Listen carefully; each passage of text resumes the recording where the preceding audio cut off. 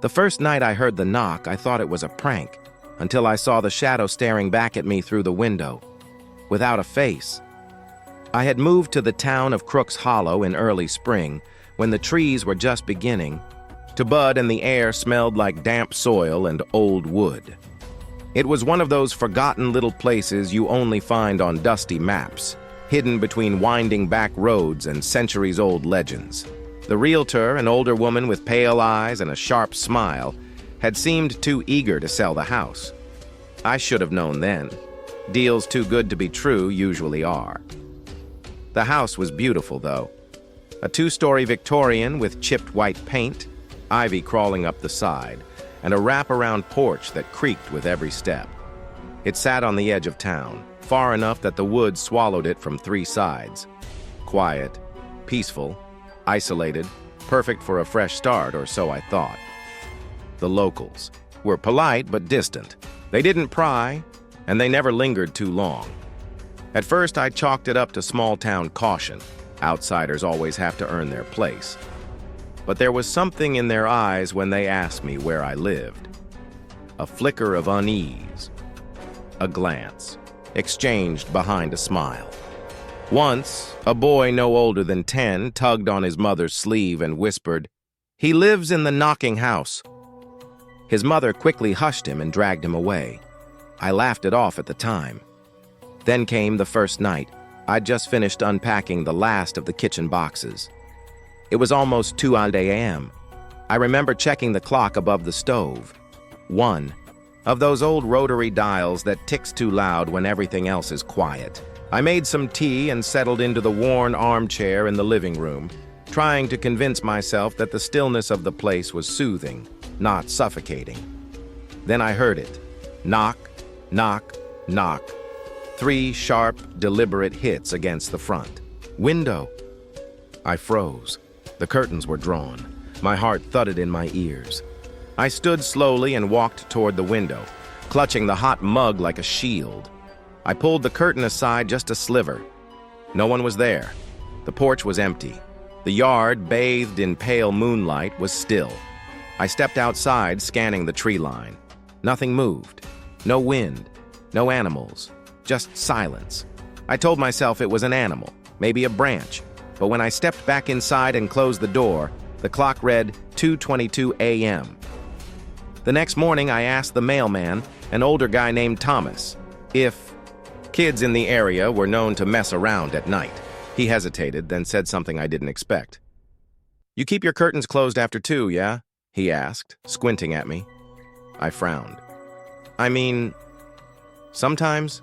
He nodded slowly. "Good. Best not to look." "Look at what?" I asked. But he only shook his head and changed the subject. That night, I left the curtains open. At exactly 2:22 a.m., the knock came again. Knock, knock, knock 3 times. Always 3. This time, I watched it happen. There was a figure, tall, dark, almost blending into the night, standing on the porch. It didn't move. It didn't speak. It didn't look at me in the traditional sense. Its head was angled toward the window, but there was no face, no features. Just smooth, empty flesh where eyes and a mouth should have been. I stumbled back, heart racing. When I looked again, it was gone. I didn't sleep that night. By the third night, I'd begun to dread 2:22 a.m. Every night, the knocking returned. Every night, the same exact pattern. 3 knocks, the faceless figure, and then nothing. I started keeping a journal, writing down everything. Times, sounds, details. It felt like the only thing keeping me sane. I searched online. Sleep. Paralysis. Hallucination. Auditory illusion. None of it fit. This wasn't happening while I slept. I was wide awake. On the 5th night, I decided to test it. I turned off all the lights, sat in the living room, camera in hand. I aimed it at the front window. The clock ticked. My breath fogged slightly in the air. It had grown inexplicably cold. 2:22 a.m., knock, knock, knock, I hit record. The figure stood outside again, clearer this time. Its form shimmered slightly, like heat haze. It raised a hand toward the glass but didn't touch it. Just held it there, as if waiting for me to open the door. I didn't move. Then it turned and pointed toward the woods. The camera feed glitched for half a second, and then the screen went black. I watched the recording later. There was no figure, no knock, just static for exactly 13 seconds, starting at 2:22 a.m. The rest of the footage, normal. The next day, I asked around about the house. Most people wouldn't say much, but one woman, an old librarian named Eleanor, invited me in. Her house smelled of old paper and something herbal. "You saw it, didn't you?" she said, before I even explained. I nodded. She handed me a leather-bound book. This town, it's cursed in a way. Every few decades, the knocking starts again. Always in the same house, always at the same time. Some say it's a ghost. Others, not so much. Then what is it? She looked at me, dead serious. A summoning. The knocking didn't stop. If anything, it grew bolder. By the time the second week passed, the nightly pattern had evolved. Now there were footsteps on the porch before the knocks, soft at first, then heavier, as if whoever, or whatever, was out there grew more confident in its visits. I'd started keeping track in a journal, writing down everything I heard. Each time, the events followed the same pattern. The clock hit 2:22 a.m., the footsteps arrived, then came 3 deliberate knocks, sometimes on the front door, sometimes the back, sometimes all sides of the house. But it was always 3. I began to feel like a prisoner in my own home. During the day, I roamed from room to room, checking locks, closing curtains, boarding up weak window frames. I barely ate. I barely slept. Sometimes I would see small things. Out of place when I woke, a chair moved slightly, a curtain askew, the back door's latch unfastened even though I'd locked it the night before. It felt like my sanity was being peeled away, one night at a time. The locals had shut me out completely.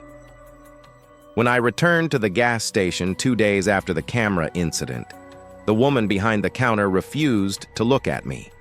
The younger girl, the one who had seemed curious before, now just walked into the stockroom and didn't come back out. I tried asking a man in a ball cap at the diner about the house. He stood up mid-meal and left. I was being frozen out. Or maybe I'd already joined a list of names they spoke of in hushed tones, the newcomers who didn't last long. It was during one of those restless days, digging through the attic for anything useful, that I found the journal. It was old, the pages yellowed and crumbling, hidden in a dusty trunk beneath moth-eaten blankets. On the first page was a name, written in neat, looping cursive, Eleanor McReady, 1947. I froze. The woman at the gas station had mentioned that name, McReady. She must have been the original owner of the house. The first few entries were mundane. Weather notes, chores, little town gossip. Then, about 3 weeks in, things changed. I heard the knocking again last night. 3 times. Always 3. It used to be once a month, then weekly, now nightly. I know what it means. I know they're drawing nearer. Jacob doesn't believe me. But I've seen the shadows in the trees. He went outside last night at 2:23. I told him not to. I begged him. But the knock came from the back and he thought it was a prank. He didn't come back. There's something in the woods. It doesn't walk right. It doesn't speak. It only knocks and waits and smiles. My breath caught in my throat. It was all here. Everything I'd experienced back in 1947. The knocking, the disappearances. The way the town ignored it like an infection they refused to treat. I flipped further and found a final entry, messier than the others, as if written in panic. Tonight's the night. I feel them closer than ever. I've barred the doors. I've sealed the windows. I lit the candles and chalked the circle like the old woman said. If I don't write again, it means they found a way in. There was nothing after that. No date, No signature, only a small brown stain on the bottom of the page. That night, I drew a circle in chalk. I don't know why, desperation maybe, the symbol was scratched in the margin of the journal's final page. It looked like an eye inside a spiral, with 3 dots below it. I followed Eleanor's instructions as closely as I could. Candles, salt. I didn't believe in any of it. Not really, but when you're alone in a house that listens to things knocking outside your walls, belief becomes a survival tactic. The knock came right on time. 22. 3 slow knocks. But there was something new. A voice. Not a word. Just a breathy, low sound. Like heavy breathing. I pressed my back against the wall, watching the door handle twitch slightly, like something was testing it. Then, all at once, it stopped. Complete silence. I didn't sleep. I sat in the chalk circle until dawn, the candles long since guttered out. The following morning, I saw him, a man standing just beyond the tree line holding a lantern. He was old, his beard long and gray, clothing ragged, boots caked in mud. But he stood tall, straight, like he didn't belong to this century. I thought maybe I was hallucinating, until he raised a hand and beckoned. I stepped onto the porch cautiously. The sun was high and warm, the air thick with the smell of pine and wet leaves. I looked toward the trees again. He was still there. He waited until I crossed the yard and stood at the edge of the woods. "Who are you?" I asked. His eyes, pale and faded, studied me for a long moment before he spoke. "You've seen them." It wasn't a question. "You know what they are?" I asked, desperate. He nodded. "I know what they used to be." We walked deeper into the trees together.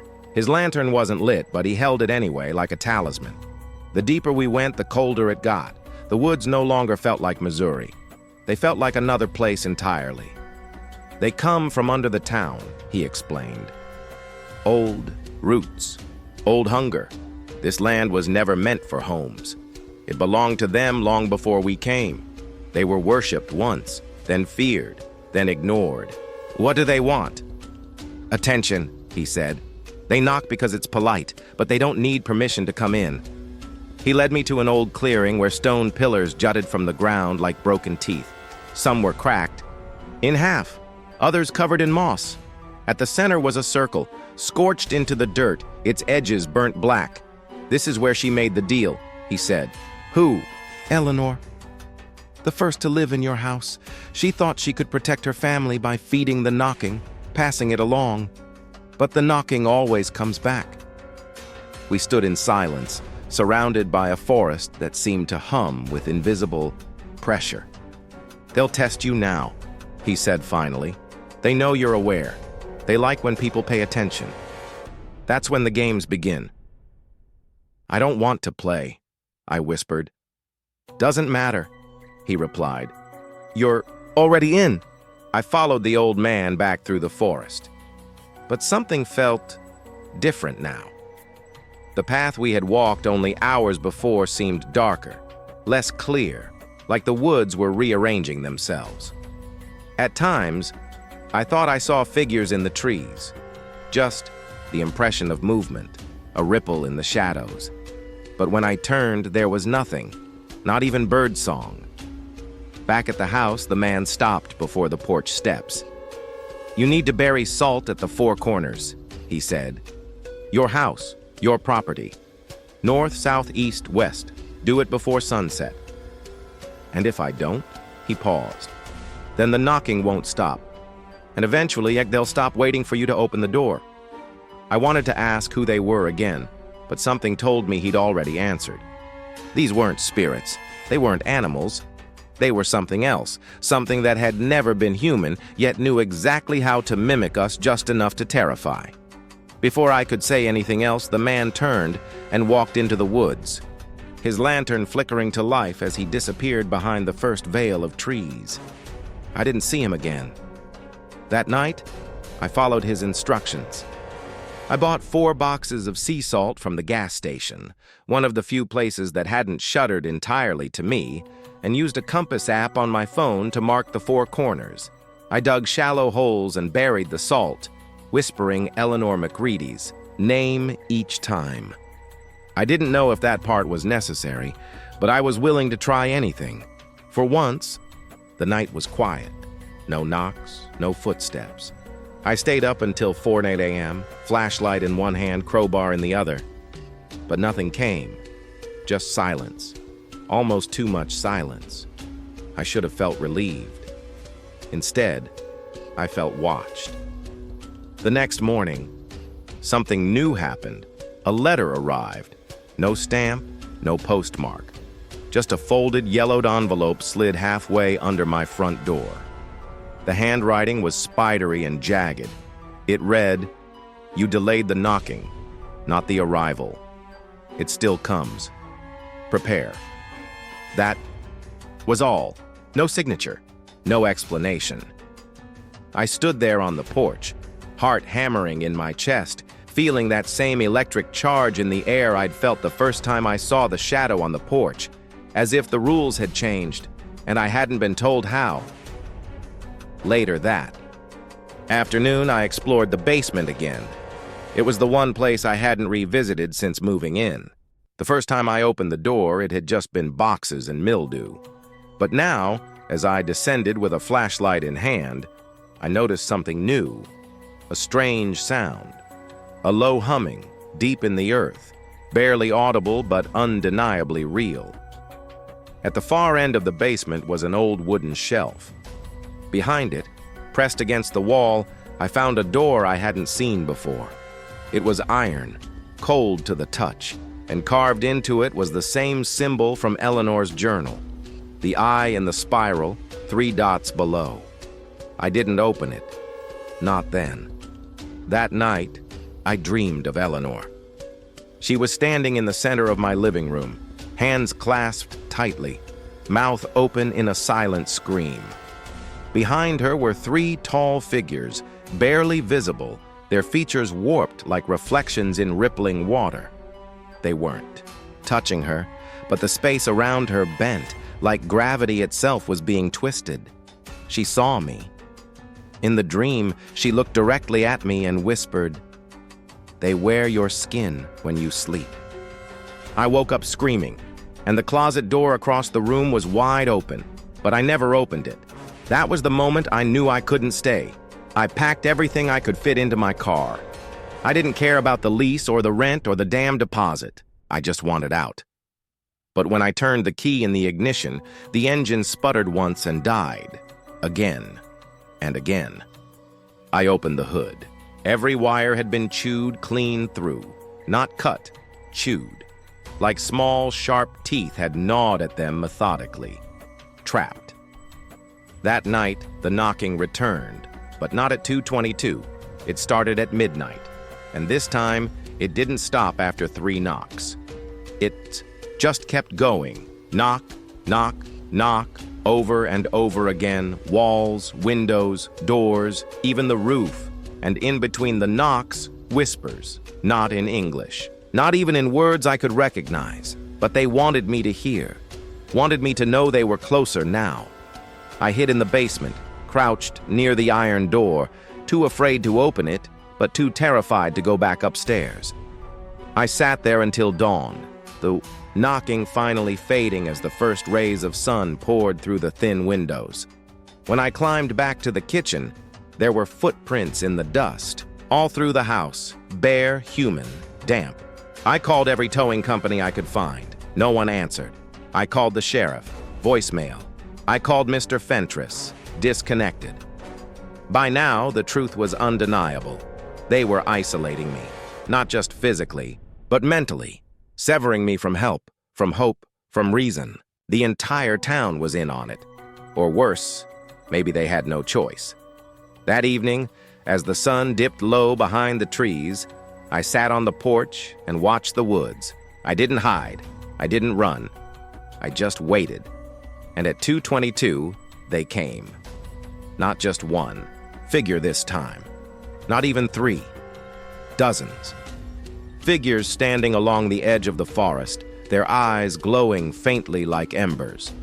Their faces stretched, indistinct, mouths agape in unnatural grins.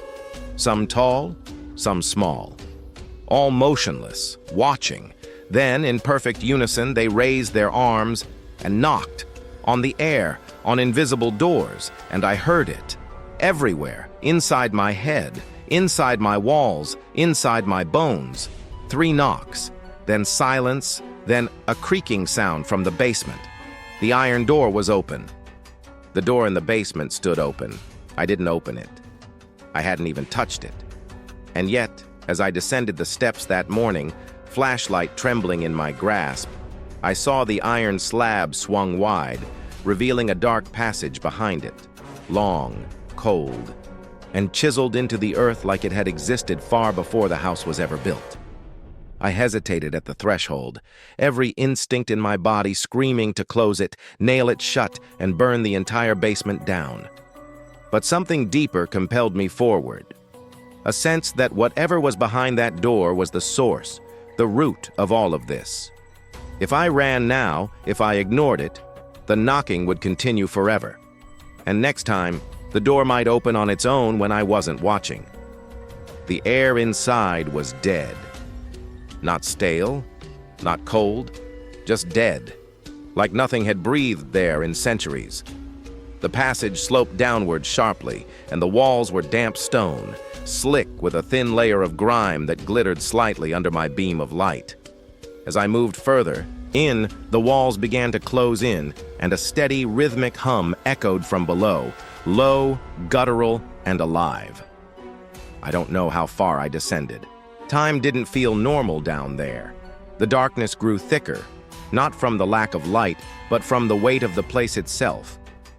Every footstep was muffled, as though the stone absorbed sound.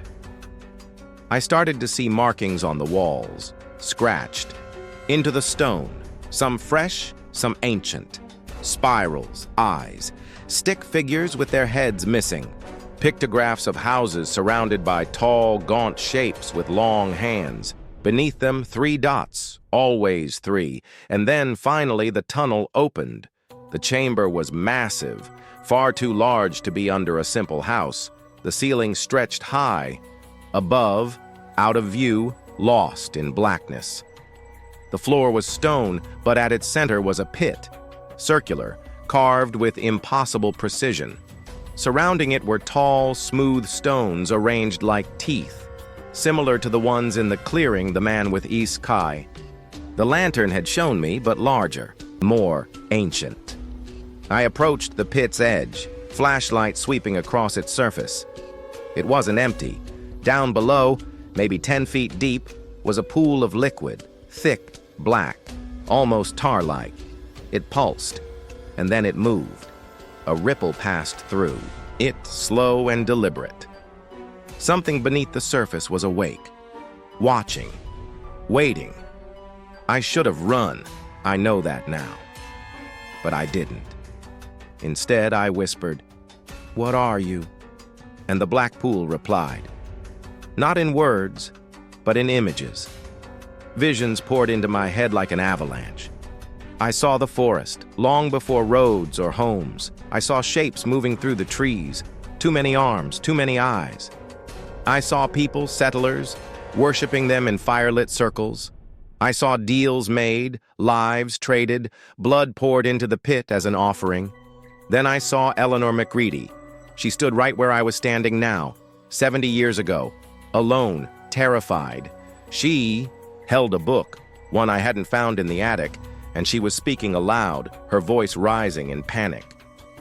Something below reached for her, not with hands, but with hunger. She flung the book into the pit, and then she jumped. The vision ended. I staggered back from the edge, gasping, my heart hammering like a drum. I didn't know what I'd just seen. Memories, hallucinations, warnings. But one thing was clear. This was the source, the knocking, the shadows, the thing wearing people like suits of skin, and it wanted me now. I ran. The moment I turned from the pit, the humming stopped. The silence was suffocating. My flashlight flickered, then died completely, plunging me into blackness so complete it felt solid. I fumbled in the dark, scraping along the wall until I found the passage again, but it wasn't the same. The tunnel was longer now. Or maybe it had always been. I walked, hand against the cold stone, one step at a time. I felt eyes on me the entire way, some from behind, others just ahead. Once I felt breath against the back of my neck, but when I spun around, there was nothing. Finally, after what felt like hours, I saw a light ahead, faint, bluish daylight. The iron door had shut again, but I wasn't alone in the basement anymore. There was something in the corner. A figure. Curled in the shadows, knees pulled to its chest. I thought maybe it was a child at first, until it stood up. Taller than me. Gaunt. Pale skin stretched tight over its face. Its head was cocked unnaturally sideways, like its neck had been broken long ago and never healed. It smiled. Not a grin, not a smirk. A stretch, a grotesque widening of the mouth. From ear to ear, skin splitting at the corners like paper. And then it knocked. Once, twice, 3 times. I sprinted up the stairs. The door at the top slammed shut behind me, but I didn't stop.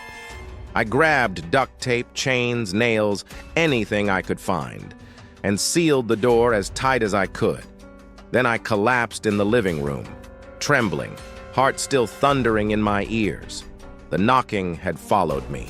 Every night after that, it came. Louder, stronger, not just at 2:22, but constantly, from the basement, from inside the walls. From beneath my bed, I stopped sleeping, stopped eating.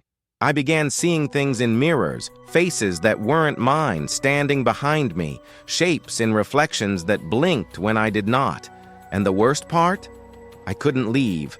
Every road out of town circled back. I drove for hours one morning trying to escape, only to end up back at the gas station with the boarded-up windows and the silent stairs. My phone lost service beyond the woods. My GPS spun wildly, showing my location as nowhere. Was trapped. I tried contacting the man with the lantern again. I left offerings in the clearing. Salt, candles, even the journal. But he never came. Only the others did. I'd started calling them the wearers, because that's what they did. They wore faces. They mimicked voices.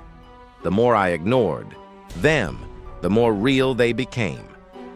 Sometimes I'd see my neighbor from across the street, who never existed, standing in the yard, waving, but his eyes were black voids. Other times I'd hear my mother's voice through the air vents, even though she's been dead for years. Then came the worst night. I woke up to find someone in bed with me, not beside me, in my skin, breathing with my breath.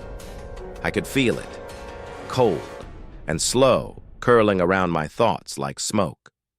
I stumbled into the bathroom and saw its face in the mirror, mine, but slightly off, lips too wide, eyes too flat. The same face I had seen standing in the basement. It waved at me, and then I screamed. I smashed the mirror, tore through the house, tore off my clothes, trying to convince myself I was still me. That was 2 nights ago.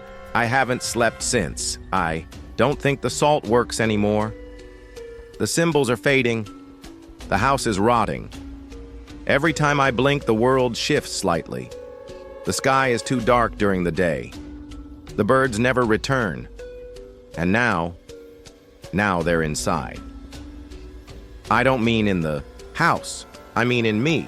There's a thought that's not mine, a hunger that creeps behind my eyes. When I touch things, they wither. I can hear the knocking before it happens now, as if I'm thinking it into being. I think the pit gave me something, or maybe it took something away. I tried to call for help.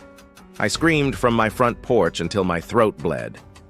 No one came, except one. This morning, the man with the lantern was back, but he wasn't holding it anymore. It was floating beside him, burning with a blue flame that cast no shadows. His beard was gone. His eyes glowed dimly, like the creatures I saw at the forest's edge. And when he spoke, it wasn't with words. It was with the same humming I'd heard from the pit. He raised one finger and pointed to me. Then he knocked. Once, twice, 3 times. I knew then he had joined them. Or maybe he always had been one of them. The guide, the tempter, the usher into something I was never meant to understand. That night, tonight, I write this from the attic. The basement door has opened again. The thing with my face walks freely, now. It smiles constantly, stares at me when I'm not looking. I think it's learning, mimicking, waiting for me to slip, to give it full control. At 2:22 tonight, it will knock on the attic door, and I don't think I'll be able to resist answering. But if someone finds this, if somehow you're reading this journal, these pages, this log I've kept, then hear me. Do not come to this town. Do not look out the window at 2:22. Do not open the door no matter how long it knocks, because if you do, you'll never leave, and something else will leave wearing you. It's strange how silence can be louder than sound. That night, what I believed would be my last, I sat curled in the attic, surrounded by salt, candles, and pages of Eleanor McReady's notes, waiting for the knock that would end everything. I had expected chaos, screams, shadows, madness, but instead, the house was still, not quiet, dead. It was 2:15 a.m., 7 minutes. I stared at the attic door. It hadn't moved. Not a creak, not a breath, but I knew something was on the other side. I could feel it. Its presence pressed against the thin wooden barrier like a balloon filled too tight, waiting for the tiniest pinprick to burst it open. I held my breath and whispered, "I won't open it." The shadows didn't respond. The house didn't shift. But deep down, I knew that saying it aloud meant nothing anymore. This wasn't about willpower or belief. This was about inevitability. 2 a.m., the first knock came, low, heavy, like a body falling against the wood. I gritted my teeth. My heart stammered in my chest, threatening to leap out. I clutched the iron fireplace poker in my hands and pressed my back against the far wall. Every candle flickered. Every page of Eleanor's notes shivered as if the air had been sucked from the room. The second knock was louder. I could see dust raining from the ceiling joists. Something brushed against the door from the outside. A whisper, a scraping sound, like long fingernails dragged across old paint. Then came the third knock, and everything went silent. No wind, no distant cars, not even the house settling. Just a silence that hummed with pressure. The kind of silence that told you you weren't alone, that something was in the room with you, even if you couldn't see it yet. I stood up. Some part of me, a part I wish I could sever from my brain, moved of its own accord. My hand reached toward the door, not to open it, just to touch it, to confirm something was real on the other side. But before my fingers could graze the wood, the door handle turned. Click. I froze. The door didn't open. It simply remained there, now unlocked. An invitation. Don't, I whispered to myself. Don't do it. Don't give it what it wants. But I already had. Because deep down, I wanted answers. I wanted it to be over. I wanted to look into the face of whatever had haunted me and ask it why. Why me? Why this town? Why 222? So I opened the door. There was nothing there. No monster, no demon, no shadows stretching into the darkness. Only the hallway, faintly illuminated. By moonlight, perfectly still. But I knew something had changed. The house breathed. The wood groaned. And the floorboards beyond the attic door welcomed me with a warmth that was far too human. I stepped into the hall. The temperature dropped instantly. My breath fogged in front of me, hanging thick in the stale air. I descended, the stairs one at a time, the house groaning with every step, as if it resented my return. Downstairs, the front door was wide open. Outside, the town was cloaked in mist, thick, suffocating. The street lamps flickered erratically, and standing on the sidewalk was a line of people, neighbors, strangers, faces from the photos I'd found in the attic, all of them staring at me, not blinking, not breathing. Their mouths moved in unison, but no sound escaped. Just an endless, repetitive mouthing of words I couldn't hear. Then, I did hear something. Behind me, the basement door opened again, without touching it, without sound. It simply welcomed me. I turned around, slowly feeling gravity drag me down. Not physical gravity, something spiritual, existential. Like the deeper I looked into that opening, the less of me remained. And then I heard the hum again, that same guttural, endless resonance from the pit, the song of the town. I walked, not because I wanted to, because I had no choice. Each step toward the basement felt like I was walking into my own grave. My feet grew heavy, my hands numb. But still I moved. The house around me creaked and sighed, as if finally relieved I had stopped fighting. The staircase to the basement was longer than before, much longer. The walls oozed now, like the stone was sweating blood. My flashlight died the moment I passed the threshold, but I didn't need it. The pit glowed faintly now, an impossible, sickly light that pulsed with every beat of my heart. Something had risen from the pool. It wasn't fully emerged, just the top of its form, but it was enough. It was me, not a mirror, not a reflection, a perfect copy. But its skin shimmered, pulsing with patterns that moved like parasites beneath the surface. Its eyes were milky white, and its mouth split open far too wide as it whispered, "Thank you." I fell to my knees. Not from fear, but from understanding. This thing wasn't a monster, it was a seed, and I had watered it. My fear, my confusion, my obsession, every knock I listened to, every time I stayed, every question I asked, I fed it, I completed the ritual. This town, this prison, was never meant to hold me. It was meant to grow me. I reached into my jacket, hands shaking, and pulled out Eleanor's final journal page, the one written in blood. It read, "If you open the door 3 times, it will take your place, and no one will know." I opened it once that first week, then again when I went down to the pit. Then, tonight, in the attic, 3 times. I looked back up. The doppelganger climbed out of the pit fully now, tall and lithe, its limbs bending the wrong way. It didn't stumble. It didn't rush. It walked toward me. As I tried to scream, it placed a hand over my face, and then it entered me. I woke up the next morning on the couch. Sunlight filtered through the blinds. Birds chirped. I blinked. Everything was normal. The salt lines were gone. The iron poker was gone. The candles burned out. The journal pages were blank. It was as if nothing had happened. I sat up slowly, checking my hands, my arms, my skin, still me, still breathing. The clock on the wall read 7 a.m. I stood, stretched, and walked to the window. Outside, the neighbors waved, smiled, watered their lawns. Everything was perfect, and I smiled back because I realized something. I wasn't me anymore, not fully.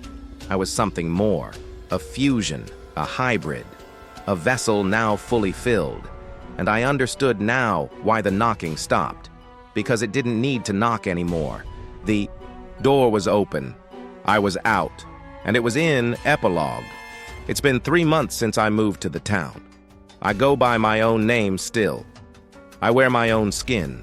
I remember everything, but I'm not the only one like me.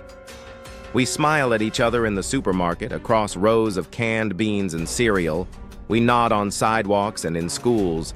We wave from windows, Always watching, always waiting, because sometimes the town needs more.